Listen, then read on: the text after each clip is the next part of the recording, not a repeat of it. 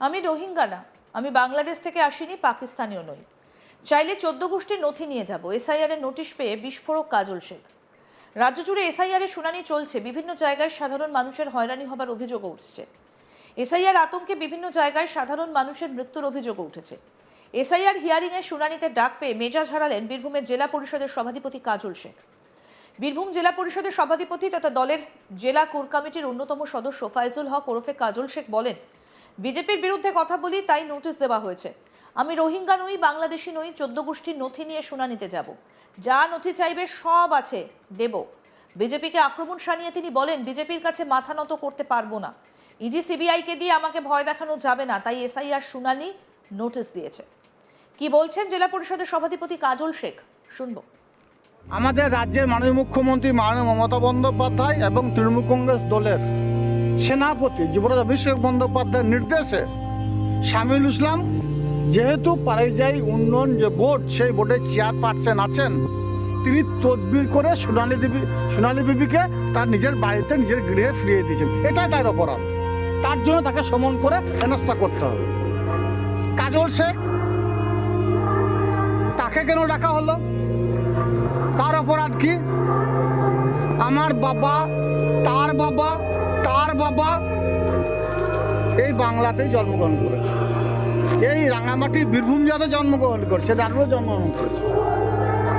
বামফ্রন্টের জগদ্দল পাথরটাকে হাঁটাতে গিয়ে আমি আমার দুই দাদাকে হারিয়েছি, বাবাকে হারিয়েছি।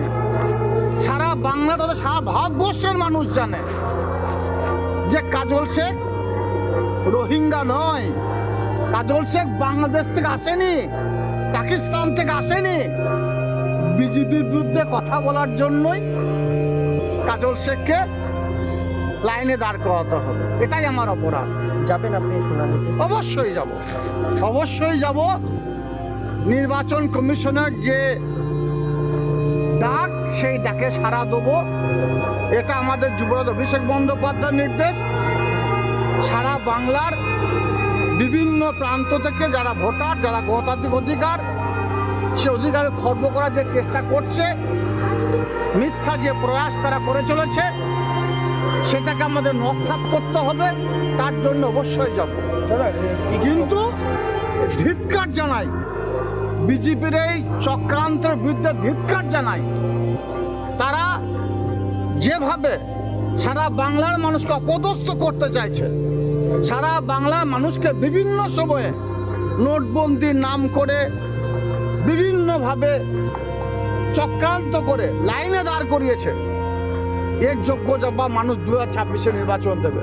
আর কাজল শেখ একবার নয়, 1000 বার ডাকলে আমি যাব। ইডি সিবিআই দেখে লাভ হয়নি। কাজল শেখ সততা এবং নিষ্ঠার সঙ্গে চলছে মাননীয় মুখ্যমন্ত্রী মাননীয় মমতা বন্দ্যোপাধ্যায়ের নির্দেশে। আমাকে ইডি সিবিআই ভয় দেখানো যাবে না।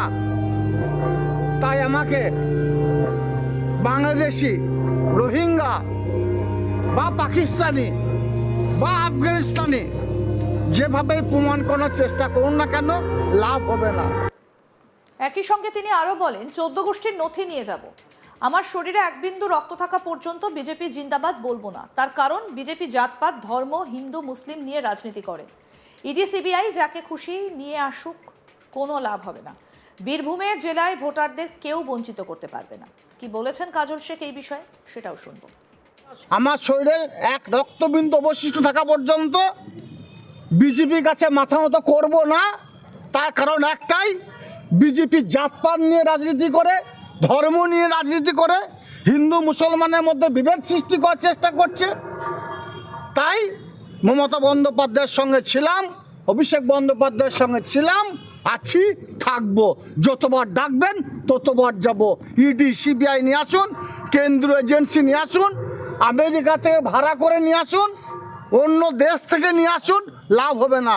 কাজল শেখের মতো মমতা বন্দ্যোপাধ্যায়ের হাজার হাজার সৈনিক যারা আছে, তারা লড়াই সংগ্রাম করতে প্রস্তুত আছে।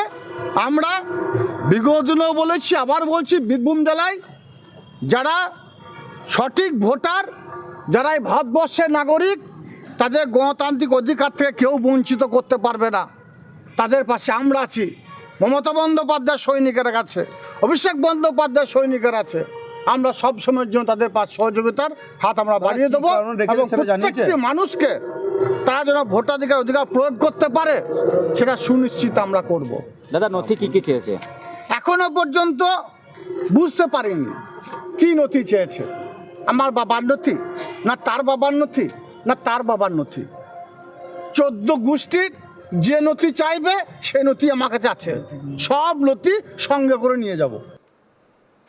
আমি রোহিঙ্গা না, আমি বাংলাদেশ থেকে আসিনি, পাকিস্তানিও নই, চাইলে 14 গোষ্ঠীর নথি নিয়ে যাব। এসআইআর এর নোটিশ পেয়ে একেবারে বিস্ফোরক কাজল শেখ। রাজ্য জুড়ে এসআইআর এর শুনানি চলছে, বিভিন্ন জায়গায় সাধারণ মানুষের হয়রানি হওয়ার অভিযোগ উঠছে। এসআইআর আতঙ্কে বিভিন্ন জায়গায় সাধারণ মানুষের মৃত্যুর অভিযোগ উঠেছে। এসআইআর হিয়ারিং এর শুনানিতে ডাক পেয়ে মেজাজ হারালেন বীরভূম জেলা পরিষদের সভাধিপতি কাজল শেখ। বীরভূম জেলা পরিষদের সভাধিপতি তথা দলের জেলা কোর কমিটির অন্যতম সদস্য ফাইজুল হক ওরফে কাজল শেখ বলছেন, বিজেপির বিরুদ্ধে কথা বলি তাই নোটিশ দেওয়া হয়েছে। আমি রোহিঙ্গা নই, বাংলাদেশি নই, 14 গোষ্ঠীর নথি নিয়ে শুনানিতে যাব। যা নথি চাইবে সবই আছে, দেব।